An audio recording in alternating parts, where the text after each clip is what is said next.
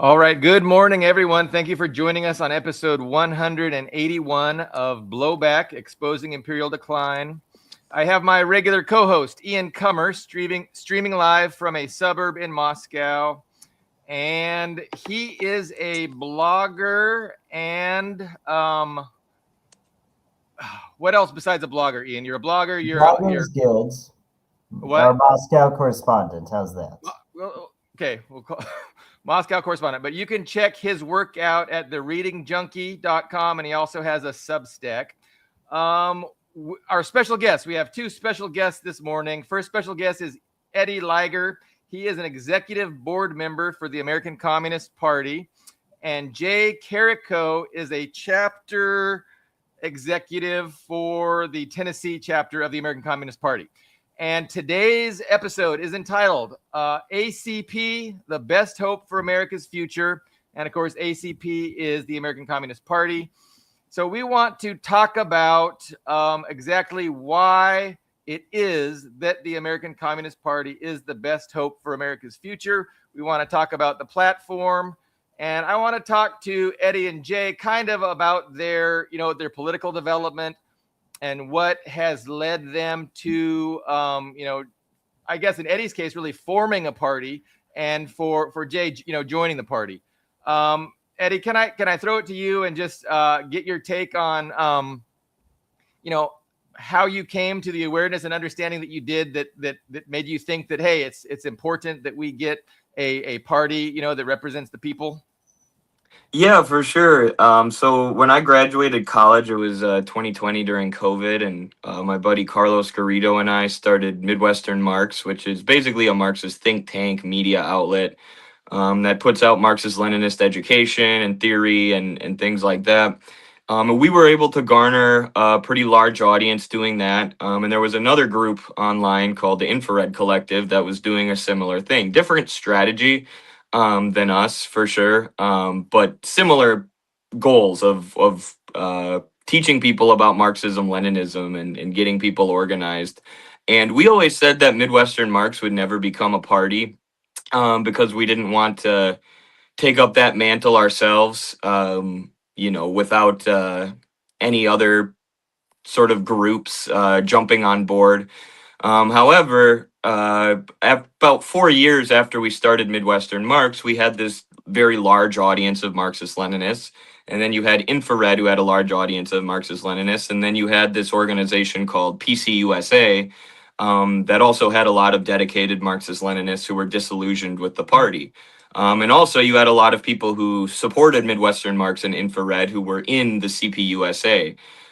So after 4 years of trying to work within the CPUSA and realizing that it was an undemocratic organization that now functions as an appendage of the Democrats, we really had no choice but to split and reconstitute the party. And that's what we see ourselves as. We actually see ourselves as the inheritors of the legacy of the old CPUSA, the William Z. Foster CPUSA, before it was liberalized and co-opted by feds and became an arm of the Democrats and the American ruling class. So actually what we tried to do at the 32nd convention of CPUSA was push through a resolution to no longer support Democrats and to be an actual communist Marxist-Leninist party. But the leadership of the CPUSA, who makes good salaries and hangs out in an office building in New York all day, ended up squashing the Democratic vote at the 32nd National Convention and saying, no, we as leadership decided that we're going to continue tailing the Democrats. So at that point, we realized that working through the actual CPUSA was a dead end because it had been co-opted by feds. And we split and formed our own party. A bunch of CPUSA clubs and members came with us. And we've grown hundreds of members since then as well. How did you were you born a Marxist-Leninist, or how did you deal with the nonstop cradle to grave indoctrination, and how did you think your way out of that? Yeah, I was not born a Marxist-Leninist. I was born a George Bush pro-life Republican. That was my family. They voted for Bush twice because he was pro-life while slaughtering people in Iraq. So As I got older, I started to wake up a little bit, but the event that really triggered a sort of political awakening was in Wisconsin during the Act 10 resolution, where this Koch brothers controlled governor named Scott Walker tried to bust up the teachers unions and cut their salaries. And, he said it was to fix the debt, but of course the debt exploded under him. Actually, he cut the teachers' salaries, busted their unions, and the debt continued to skyrocket as he handed out corporate subsidies to corporations like Foxconn. So not only me, but my parents at that point were like, okay, well, maybe we're not Republicans because the Republican Party just royally screwed us over. And, my parents were always kind of those people who would be like, oh, politics doesn't really affect me, so I'm not going to pay attention to it until politics came to their doorstep. They could no longer ignore it because my dad was having his income cut by some corrupt vulture of a politician. So that really woke me up to what was going on in the political system. I started to get interested in politics. Bernie Sanders was running, a few years later in 2016, kind of introduced me to socialism. And then I really started reading Marxist theory when I was working for Bernie, actually 4 years later during the 2020 campaign. Also the 2020 campaign helped to show me the failures of democratic socialism and the need for a revolutionary Marxist-Leninist outlook, because if you try to work within the Democratic Party, the establishment's going to crush you. Jay, what about you? I know you do a lot of promoting of the party. You're doing a lot of interviews and things like that. And what is it that brought you to the the awareness that you have, and then to your interest in joining the American Communist Party? Yeah, my story is similar to Eddie's in terms of political background. Growing up, my parents were conservative Republicans. I started seeing cracks or hypocrisies, I guess, in terms of, if you want to use religious language, the widening and loosening of the things that they decided to tackle that seemed to be just like very much mirroring whatever was popular politically at the time. And I came to find out that this was because of C Street and the Family, which there's a book about that you can check out. It's a Pulitzer Prize winning book about how right-wing reactionaries took over the evangelical movement and made it into a political force. I started noticing this when folks would go to eat at Chick-fil-A, right, with other people that they said were going to hell because they believed slightly different things than them, right? But so it was like, well, you're not going to go help feed homeless people, but you'll go eat corporation chicken because I guess gay people are supposedly going to a worse hell or something. I don't know exactly what the logic was behind this, but it definitely made me like take a pause. And I talked to my preacher, who is a great guy at the time, the preacher at the time. And he really, to his credit, he like told me, you need to look into philosophy and politics because of this. And I had been reading James 5 and all of these verses that show preferential treatment for the poor, and really kind of embrace liberation theology at that point. And so I started going to the Republican and the Democrat clubs. I mean, I will say this, I didn't have like a full political understanding by any means, but that was where my head was at. Rob Bell, Peter Rollins, these kinds of folks. And the Republican club that I went to at my school was like a pep rally. And it was, all the kids who were, the Democrat club was more like a strategy meeting. There was more participation. And I guess I became a Democrat for a while there, but then Obama kind of disappointed me with all the drone strikes and things like that. So over time, I started getting involved in. I was in the military, and I became a conscientious objector when I found out we were building oil pipelines instead of building water pipelines, and started going to anti-war protests. And eventually, after about 15 years of organizing and then being involved in campaigns and whatnot, I started seeing the limits of what we could do in this spontaneous sort of way, and started taking Marxism-Leninism seriously. That's, long story short, that's my journey here. And it was through my work for Marx that I came to that understanding. So, so you were in the military and became a conscientious objector because you saw that there was no, water pipes. It was mostly oil pipes that they were, building and protecting. No, that's so true. That's too true. Ian, I hate to put you on the spot, but why don't you share us a little bit about, your political journey and how you ended up in Moscow? Well, so I was in the military too, and I left the military in 2021, so 5 years ago. And I just got really interested in Russian culture, Russian literature, and so it wasn't originally any kind of political motive to it. And I actually visited Russia for the first time in winter 2021, December 21. I was there for the New Year. And then, of course, we all know in 2022 is the war with Ukraine and all the sanctions and all of this, basically a new Iron Curtain. And this was the new, and it was so. But no, I was already very disillusioned with everything. I was very disillusioned with everybody in COVID. Like I was just very disappointed by COVID. It was just not even just the liberal, the people who wanted you to wear 6 masks and a balloon, like a portable balloon over you, cone of silence type thing over you, and, just totally, take 12 vaccinations a month, because you just take one. As it wasn't even just them. I was just pointing as conservatives. I was just pointing with kind of just how everybody reacted during COVID. I was very disappointed.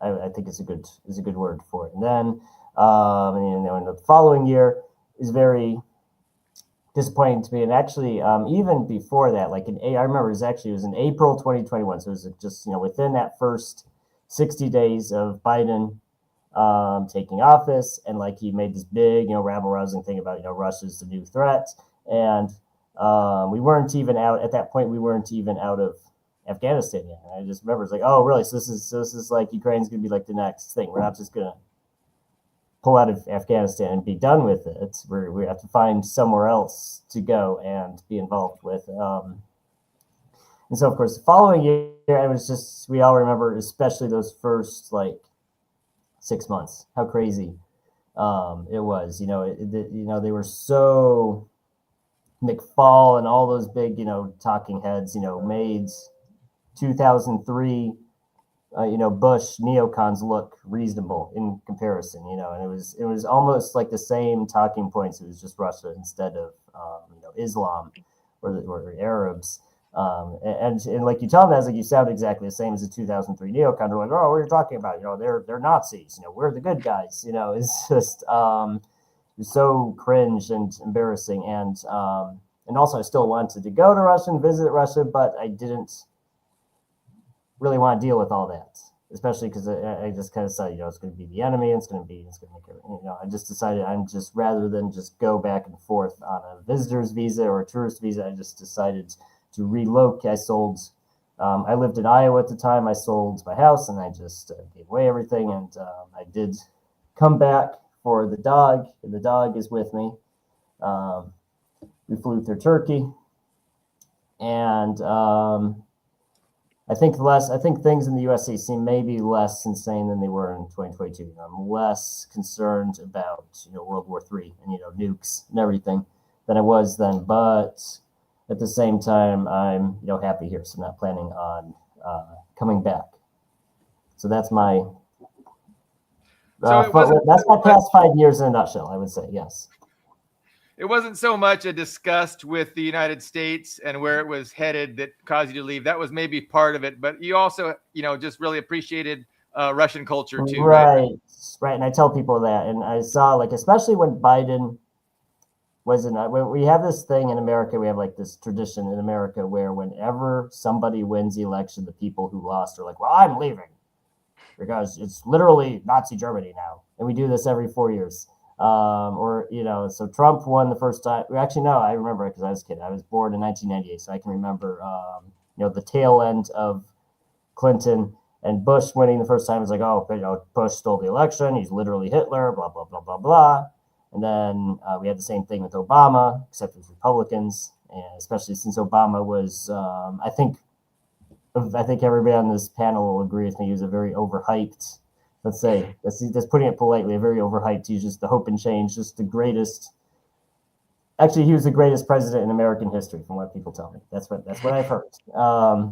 But people who didn't vote for Obama, he's literally Hitler. He was a diversity hire, blah blah blah blah. And then we had to go through Trump, and then we had to go through Biden. And so I tell people, you shouldn't just leave because you're mad, right?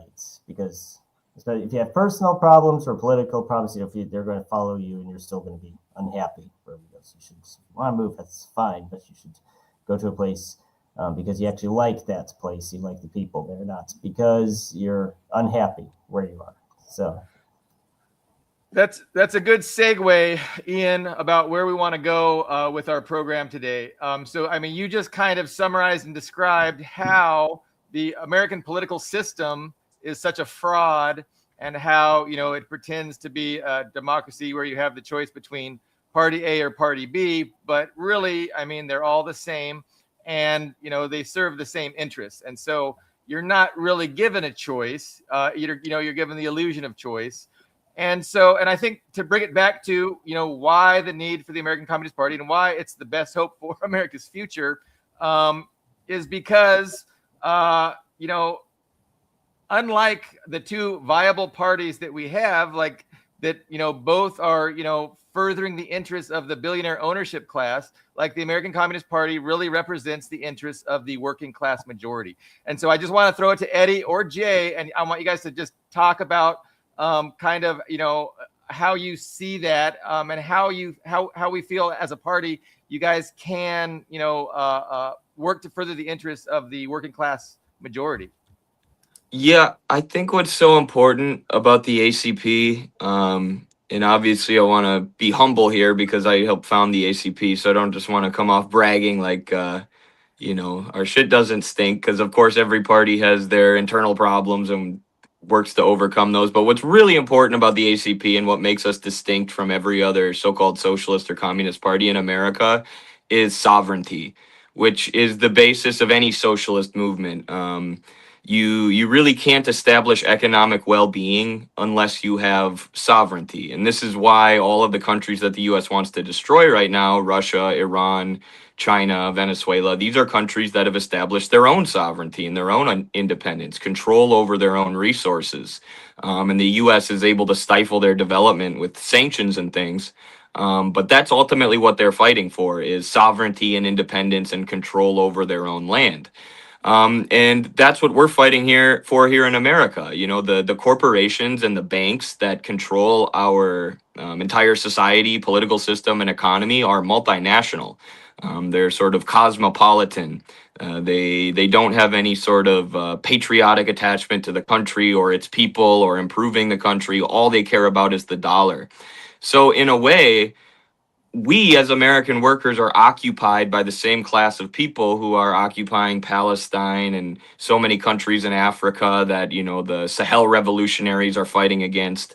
And we are fighting for our own sovereignty and independence from these multinationals and from these banks. Not to say that American workers are in the same situation as Palestinian workers, but it's the same enemy that we're fighting. And the problem with so many other socialist and communist pseudo-radical parties in America is that they're not sovereign because they're tied at the hip to the Democrats. What is the goal of the DSA? It's to run candidates for office within the two-party system and within the Democratic Party. And time again, once these candidates have gotten in office, whether it be AOC or Bernie or more recently Zoran, they've sold out and they've become a part of the Democratic Party machinery. AOC refused to even leverage her power at all and tell Nancy Pelosi to bring Medicare for all up for a floor vote because she didn't want to damage relations within the Democratic Party. So that was her openly saying the Democratic Party is more important than Medicare for all and these sort of mild social democratic policies that so many people want. CPUSA, same thing, attached at the hip to the Democrats. And then PSL is probably the best other than us, but even them, they're mostly what they do is go to protests and march side by side with Democrats over issues that Democrats care about. So we're the only party that's completely split from the Democrats and taken a sovereign approach. And this has gotten people to call us reactionaries or fascists just because we're not with the Democratic Party, kind of like Ian was saying there. Like, if you don't vote for Obama, you're now a fascist because, I don't know, because hope and change. So that's kind of the smear that we've gotten. But anybody, whether in America or outside of America, who fights for sovereignty and independence and a movement that's independent from the global financial system and the American two-party duopoly, anyone who tries to do that is going to get smeared and attacked. But that's what we have to fight through, and do our part here in America to defeat that multinational banking class that really controls most of the world today. Yeah, that's interesting. I am not familiar with, the other communist parties. I've never had anybody reach out to me. And so, the circle, the media bubble that I'm in, the American Communist Party is basically the only communist party that I'm really familiar with. And I'm not sure why that is. So, thank you for that explanation about the other parties out there and why they're not quite up to standard. Yeah, I mean, and those are legitimate criticisms you were leveling. I'm not that familiar with the PSL. I'm glad to hear that they're doing some decent work. And in the future, maybe there can be a uniting, because that's really what we need to do, is to grow and not have all these different factions, but we just need to have a united political force. Jay, can you tell me? I know you're the executive chapter of you're on the executive team of the Tennessee chapter of the American Communist Party. And I was just wondering if you could share some of the things you're doing in the community and, activism and things like that you guys are engaged in. So, yeah, one of the goals of the American Communist Party, in line with that sovereignty that he was talking about, is to develop sustainability, right? So if we're not getting money from these big donors, how are we going to make, keep ourselves running, right? And we develop chapter enterprises. And the chapter enterprise we have in Tennessee specifically is called Tennessee for Rural Life. And what we do is we are focused on going out, doing canvassing, going to farmers markets. When we go into various places in rural areas and talking about issues that are most important to them, specifically dealing with farmers' debt and rural hospital closures. And we are conducting a series of interviews. We're getting data about the top 5 issues in each local area, and we're forming civics groups in these areas that then meet with us, and where we have representatives, where we have reserves or cadre, and meeting with us physically, and then also meeting with us digitally. And then from there, they can meet with other people, these other civics groups in rural areas that may face similar problems, and kind of brainstorm on how to tackle those issues. We also do a number of ventures that help raise money for this, whether that's getting grants or whether that's selling gift wrap or being part of license plate programs. We've also done demonstrations against the privatization of TVA, which is the largest public utility in the United States. And we've been involved in a number of other things, but really social investigation and deployments to these rural areas, and having these conversations and then putting these conversations out to the larger public and raising these voices that have long been abandoned by both parties is our primary work right now. So I know it's the ideological war is probably the most important battle of the class struggle today. And in the United States, people's minds have just been so detached from the reality of oppositional class interests and class struggle. And they don't like that concept of class and the concept of, you have a wealthy elite class whose interests are different, and they are pursuing their interests. And oftentimes their interests are, the opposite of what the majority interests are. But it's difficult to get, to explain to people this reality, because, our society has just been, shaped to ignore that reality and to keep it out of people's consciousnesses, on purpose. So So I think, I think, that is one of our primary tasks as Marxist Leninists, as workers that, have this understanding. Like we have to, proliferate this knowledge and share this understanding with people, because if they're detached from reality, like they're not going to be able to effectively work to change that reality. And so, so to me, that's why I appreciate, the organizing that you guys are doing, the party, and, of course, we want to grow. We want to be able to, cause positive political change. But in order to do that, we have to first make sure that, people aren't completely detached from reality. And that's a struggle, because what we're up against is incredible. This propaganda apparatus, this social media being controlled by the billionaires, censorship, platforming of moronic, senseless views that just get shoved down everybody's throats. It's not easy for us individuals to overcome. I wanted to mention that I was motivated. I know Haas has been putting out some outreach videos, trying to encourage people to join the party. And I did, in fact, decide that I wanted to join the party a couple of days ago. Let's go. And so I'm here in the West Coast. And there was two major things that made me want to join the party. Number one, I want to engage in real life with other people who share my political understanding, my political beliefs. And it's stupid to say my political beliefs. It's just the reality. That's all it is. It's not political beliefs. It's reality. Like to share people that have a rational understanding of what's going on.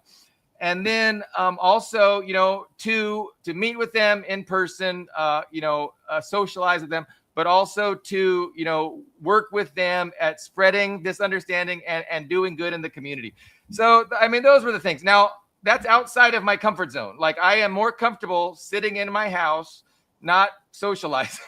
To me, that's the path of least resistance. That's what I naturally am inclined to do. But no, I think it's important to break out of our comfort zone and engage in the good work, for lack of a better word, to help try and make a positive influence in the community and in the country in general.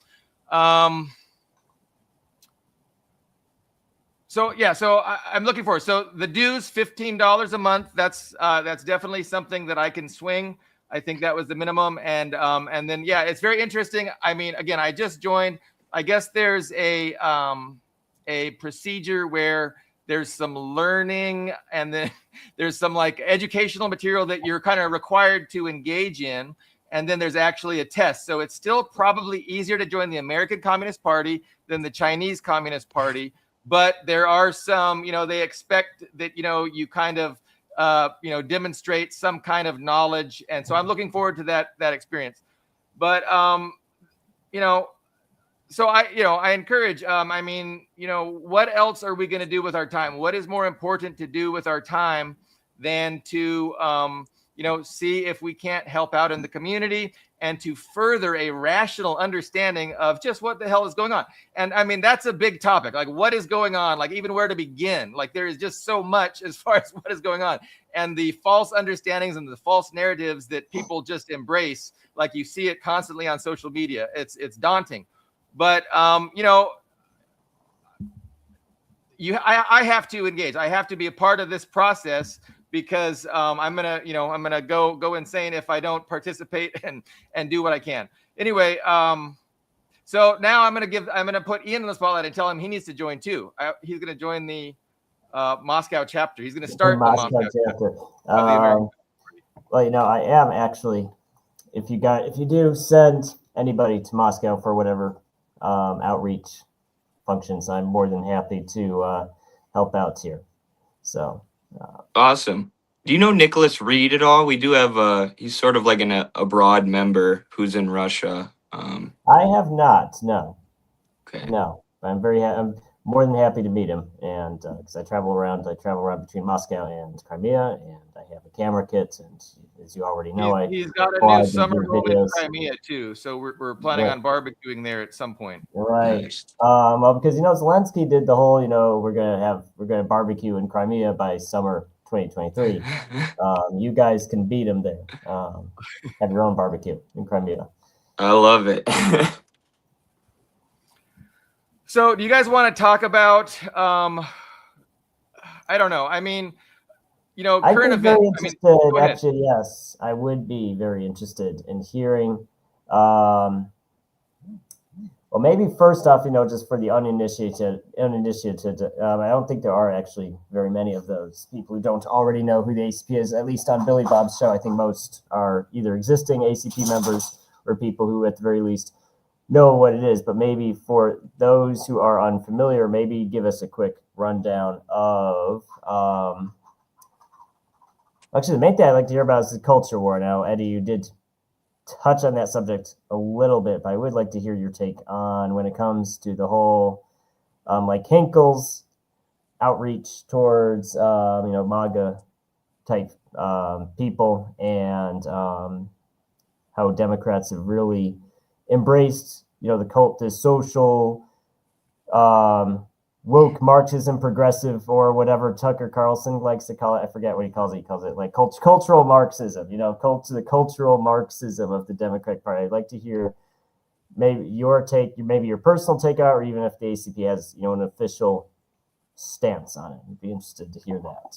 Yeah, I'll speak for myself. The ACP stance is tolerance, basically broadly, meaning tolerance not only of people who are more liberal in their cultural values, but also tolerance of people who are more conservative in their cultural values. Like any other so-called socialist or communist organization in America would kick you out for, I don't know, being like pro-life or something, pro-life, which is the term that's been used to hyper politicize the idea or the issue of abortion and keep people fighting each other and against their own class interests, which is how that issue is used in America.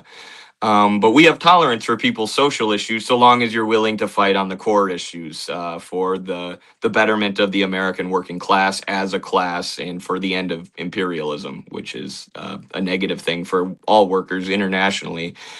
So that's kind of the party's position, but I have a lot of takes on this. I think Gabriel Rockhill's work, he's not a fan of the ACP, but he has done a lot of important work on tracing out the economic incentives behind a lot of the pseudo-Marxist thinkers of the 60s, 70s, and 80s.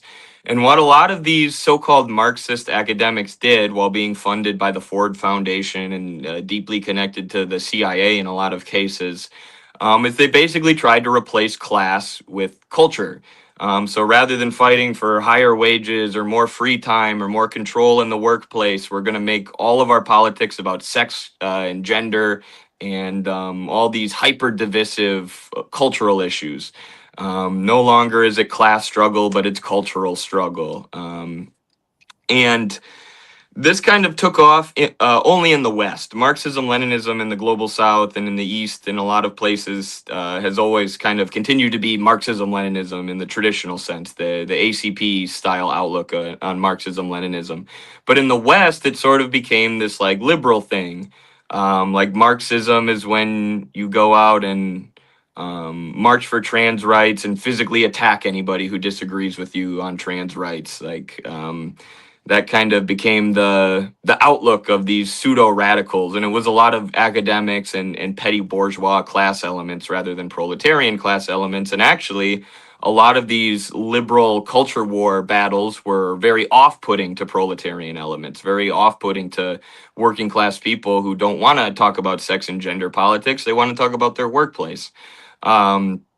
So what the right wing did, though, which is kind of ingenious, and this was the Steve Bannon strategy that helped get Trump elected in the first place, was they embraced the narrative that that is Marxism. Cultural Marxism, woke Marxism, pseudo-Marxism is real Marxism, and the Democrats are Marxists and communists.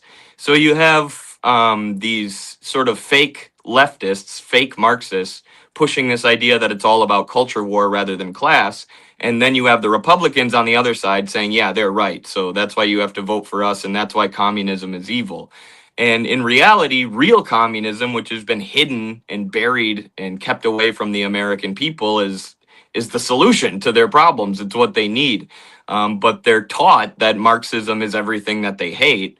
And then you have people calling themselves Marxists who represent that, who are like, yes, we're going to, come in and, I don't know, force your kid to be trans or whatever that the conservative proletarians think Marxism is.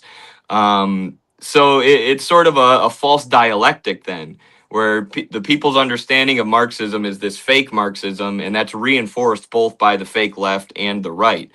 And what we're trying to do with our position on tolerance is split the middle and say all of this culture war stuff is bullshit for the most part. You need to organize along class lines.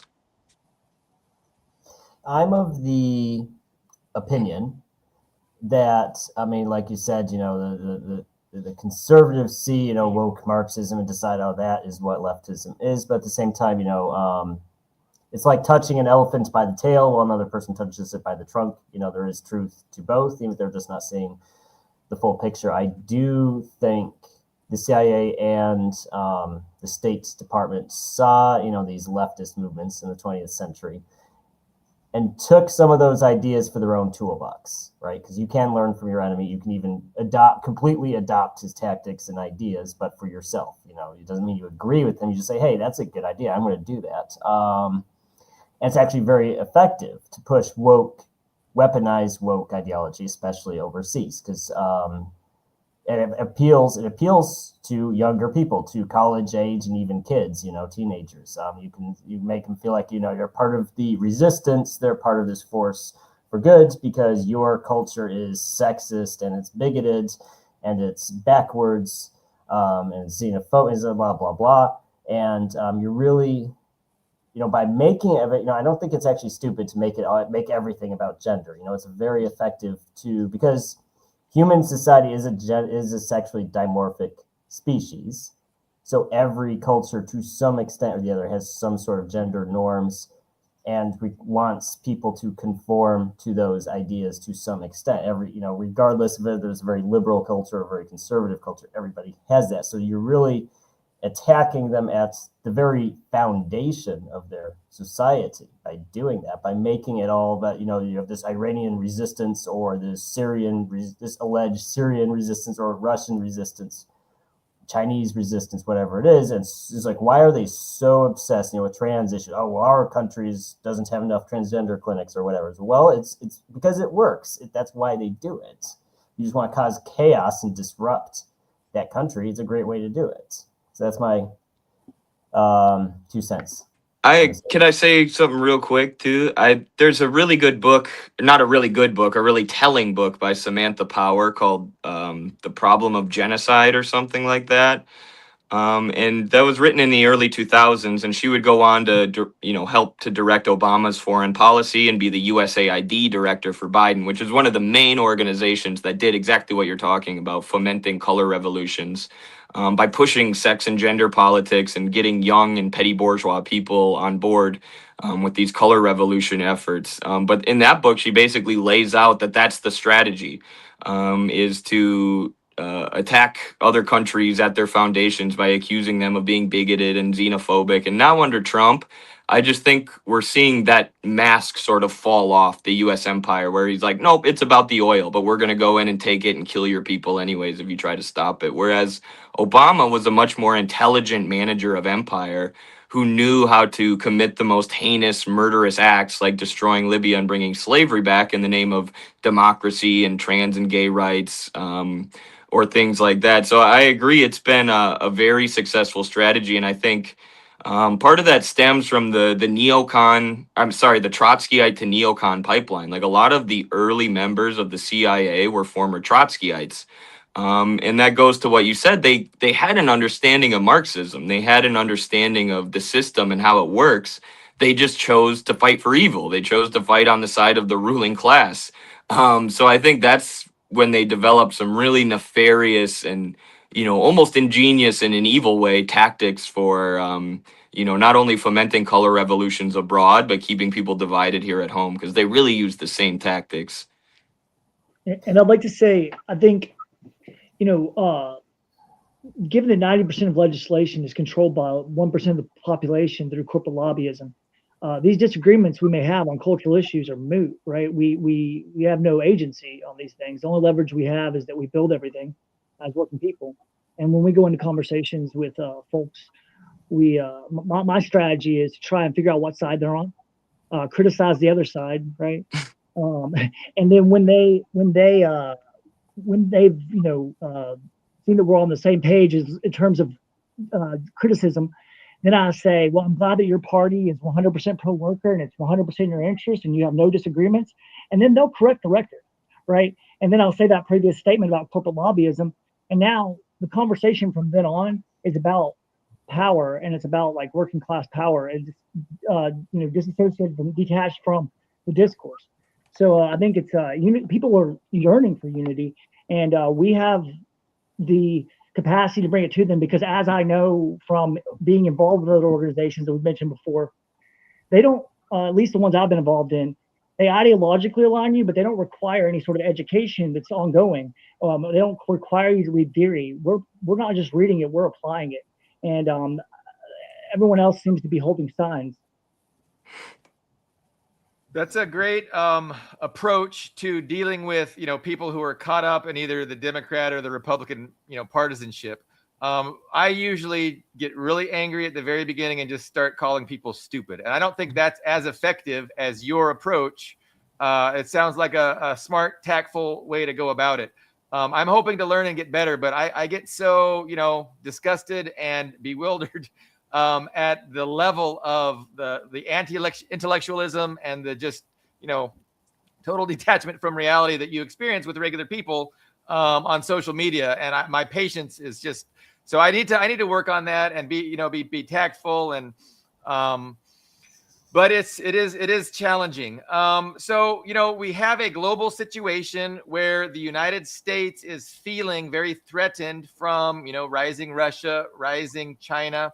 And Trump is a symptom of this, and Trump is being put in place to do a lot of things that Obama couldn't do, right? Because Obama was constrained by certain liberal norms, and Trump doesn't have these constraints. So he is all about expediency and just doing what needs to be done to salvage empire, maintain Western hegemony, et cetera, et cetera.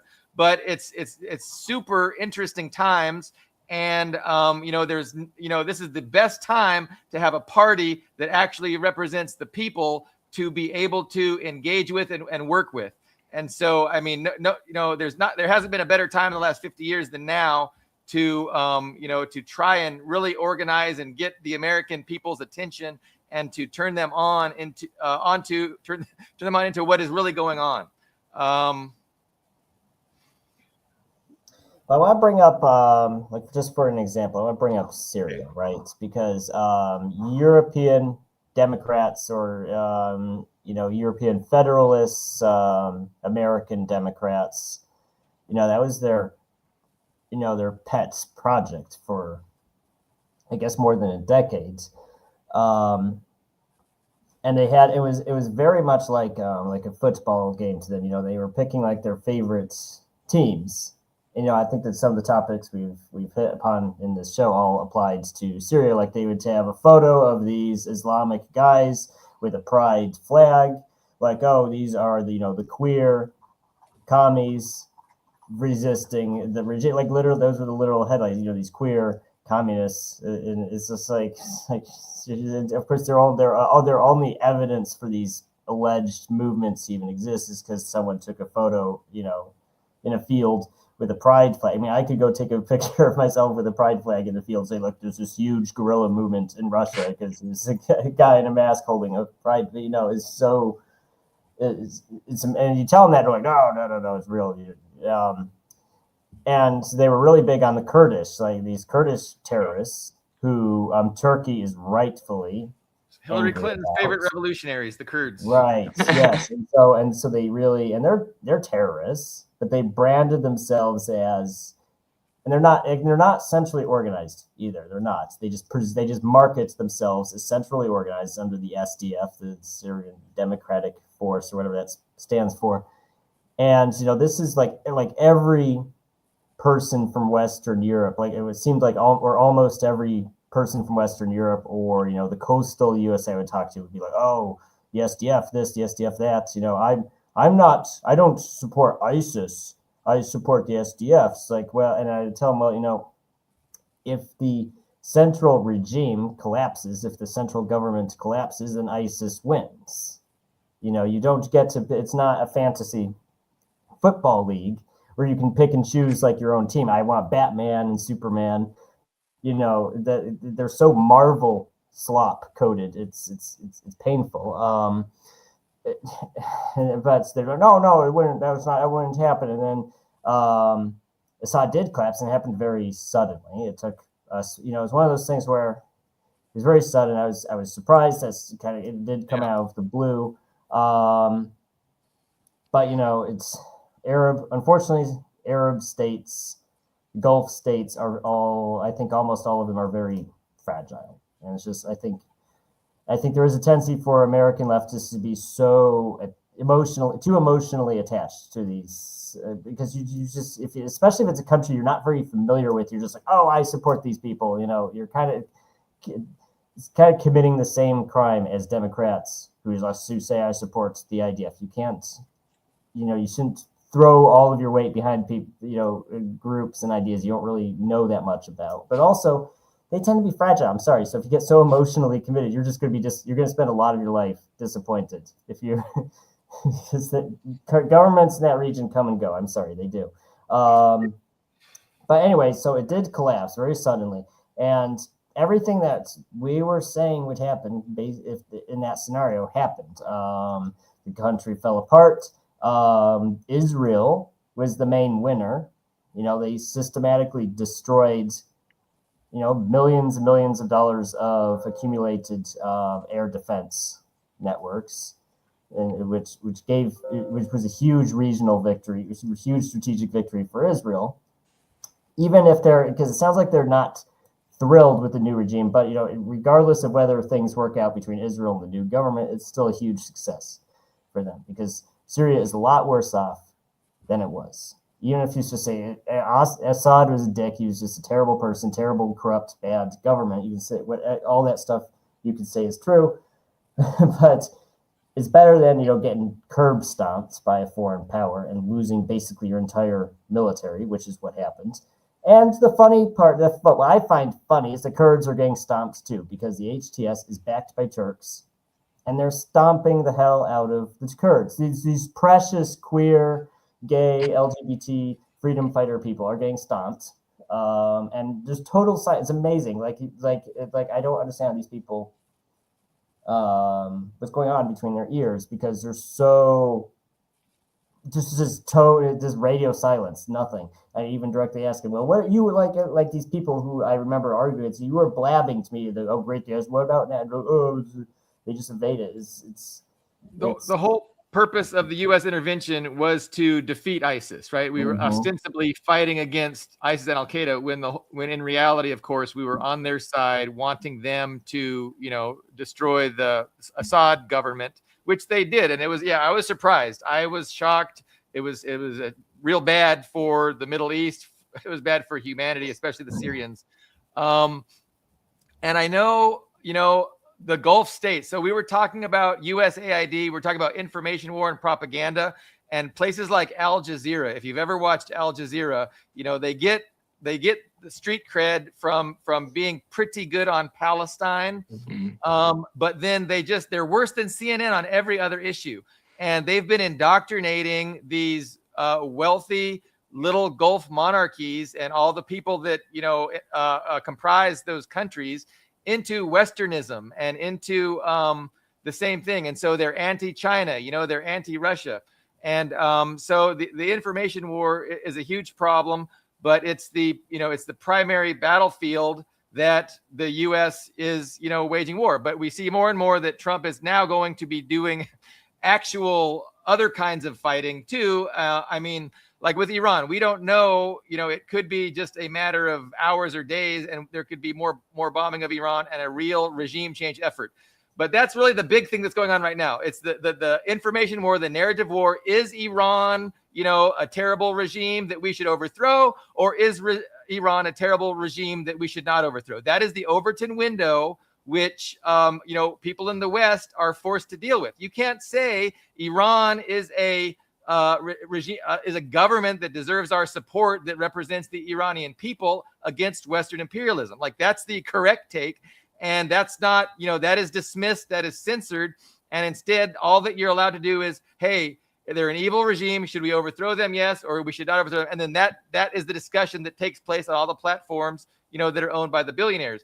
So we have to, do what we can to, widen the Overton window and inject some common sense into that discussion. But it is a daunting task. But yeah, no, I'm seeing all day long on X. I'm seeing, what's the recent number? It's like 12,000. The regime has murdered 12,000 innocent protesters, and they're just putting these narratives out that are detached from reality, but they contribute to, and they're encouraging Trump to do something such as bomb that country, and that's what you see is taking place. So. But let me say this. One thing I like about the ACP is, again, like, they have the focus where the focus ought to be. And it's like, I mean, what we do on this program for the past 181 shows, talking, having the right position with regards to U.S. imperialism, it's the same thing. And so it's just a no-brainer for me to belatedly, join the party. And so I'm happy to do it, and it did take quite a while, but it's also divisive, right? It's a little bit divisive, I know, and I'm sorry to hear that Gabriel Rockhill is not a big supporter. Like, his work is really tremendous. I know. I like Rockhill. I think he's part of the other party, right? The PSL, yeah. He's tied in with those networks. Okay. But I mean, again, we don't discriminate, and we don't, we don't dismiss people because of their views. So we appreciate his work, but so. Can I say something about the Syria comics? I thought that was really good and interesting. I like the term Marvel brain. Because I think what Billy Bob's talking about with winning the ideological war is, yes, probably the most important thing right now in America until we have an actual civil war, and fighting in the streets. The ideological war is the most important thing. And I actually have a theory that the entertainment media brainwashes people more than even the news media. Because not that many people watch news media anymore, cable news, but they do watch Marvel movies and such. And it gets them to think in a very, what Marx and Engels would call a metaphysical and idealist way rather than a dialectical and materialist way. And that's why the education program created by my colleague Carlos Garrido for the ACP is so important. Because as a Marxist, I see this sort of Marvel brain thinking as a lack of dialectical thinking. You have people who are like, well, the U.S. empire is bad, yes, but also Iran is bad. They're looking for some perfect, pure superhero that they can actually support, and Iran's not it.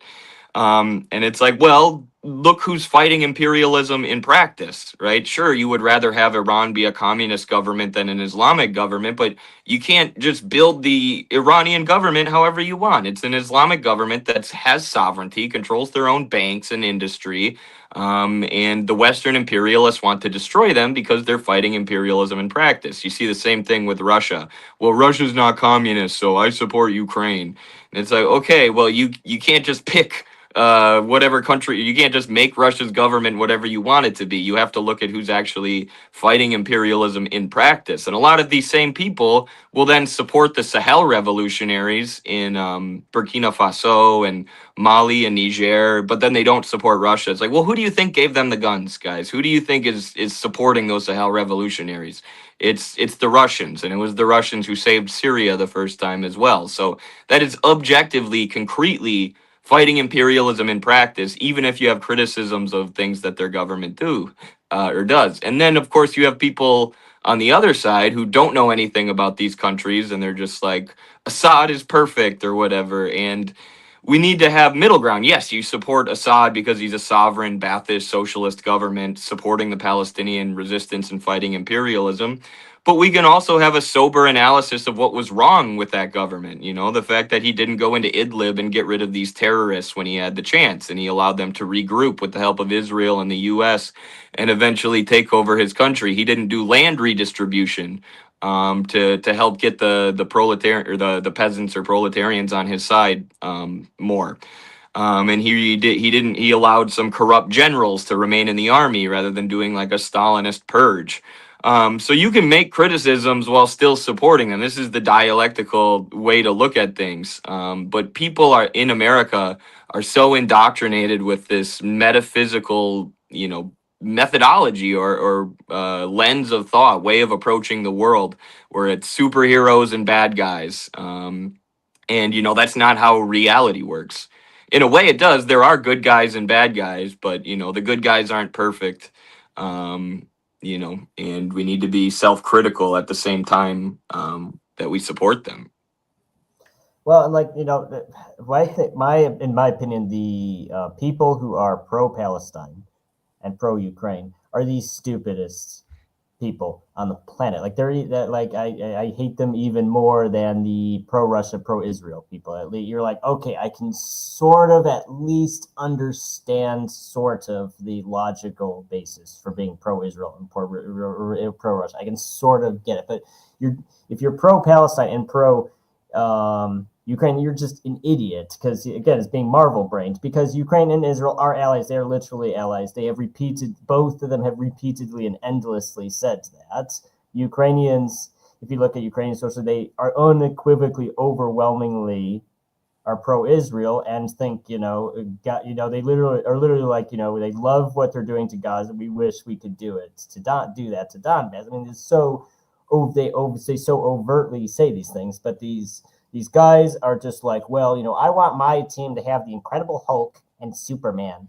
And, it's how they think. It's like, you can't just pick, like you were saying, you can't just pick a team, be like, oh, well, I'm against Russia. Even like you said, Russia is support and Iran. Those are the two, I'd say the two big regional and world powers helping, at least indirectly helping, Palestinians, because Israel can't just roll all over them while they're threatened. And when something like the collapse of Syria happens, Israel overwhelmingly benefits and Palestinians overwhelmingly lose from that. When Israel did that sneak attack with the exploding pagers and cell phones and crippled Hezbollah, which again took a lot of people, because Hezbollah was military. They had a pretty good track record against the IDF. So it was a well-executed attack by Israel, and that surprised a lot of people. But again, these liberals are like, oh, well, they're terrorists, they deserve it. Well, so you just will say, why do you even pretend to care about Palestinians when when you consume and repeat every CIA talking point and are against every single country that is even tangentially helping Palestinians? What are you? It's amazing, actually. Jay, did you have any thoughts? I know I agree with Ian that liberalism is not conducive to consistency or lack of hypocrisy. I mean, those liberalism, inconsistency, and hypocrisy, like all those go hand in hand. I mean, that's a given. Any thoughts, Jay? Yeah, you mentioned earlier that we have to get people involved with material reality, with the real, right? And I think that a lot of this falls into idealism, right? Wherein people are looking at what they want to believe, they're coming up with the ideas in their head of what would be the best case scenario, whatever. They're not really looking at the conditions that actually exist before and after the situation. They're looking at things very spontaneously. And the flip side of that idealism is nihilism. When you realize that all of your thoughts don't affect reality in the way that you thought they did, you can easily, then just give up. Well, then it doesn't matter. And I think that there's a lot of different things that can push that kind of that nihilism. And we really have to be there with the people when they come up to these limits so that they can see that there is another way, that the way they were going isn't the be all and end all, and that we can, be a canopy not only for the collapse of the infrastructure, but a canopy for the collapse of the individuals as they fall into potentially nihilism otherwise, and then the easy ground for the fascists. That's a great point, and I am always accusing people with those labels of being idealistic or nihilistic, and I reject both. Right? I mean, we have to. Like, if we're serious about improving reality, we can't get caught up in useless idealism, and then nihilism is giving up. I mean, I'm not ready to give up. Like, it looks daunting what we're up against, but I mean, what are you going to do with your life if you're not engaged in that struggle? Like, you're just wasting your time. Guys, Eddie, man, I am just so surprised that you popped in, and I'm very appreciative. I know we've taken your time for a whole hour. I did not know you were going to be joining us, and it's been a real fantastic treat. Thank you so much. I don't want to kick you out, but I know we've been going for an hour, and I don't want to keep you if you have some important business to take care of. I'm happy to talk for another hour. I could hear myself talk for another hour, but nobody would want that. Anything anybody wants to say that is relevant to what we've talked about so far? I appreciate you guys for having us on, and I think your point that you made a couple times, like, what else are you going to do with your life except join the party and fight? I agree with completely. Like, that I would rather be just coaching wrestling and focusing on the things that I enjoy in life and growing my, private wrestling club that I run. But it's like, how can you look at the world around you and the state of our society and the, humanity as a whole, and not feel compelled to do something, not feel compelled to use your energy and your time to fight back. So I know people, are maybe feeling nihilistic or maybe they're worried about joining the party because they might get smeared, or there could be consequences from that. It's always a little bit of a risk to publicly be a communist in America, but it's like, man, people, they're slaughtering babies with your tax money while drowning you in debt, and leading the country down a path towards civil war and total imperial decay. Like, how are you just going to sit around and try to ignore that and block that out? Like, we need to fight, and that's what men are supposed to do, and women. But we're supposed to protect our society, our youth, and actually care about the collective. And if the collective is decaying, it's our job to stand up and fix it.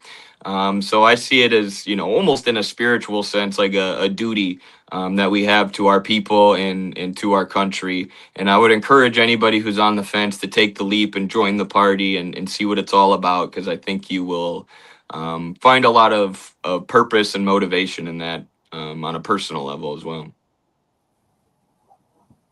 Thank you so much for having us.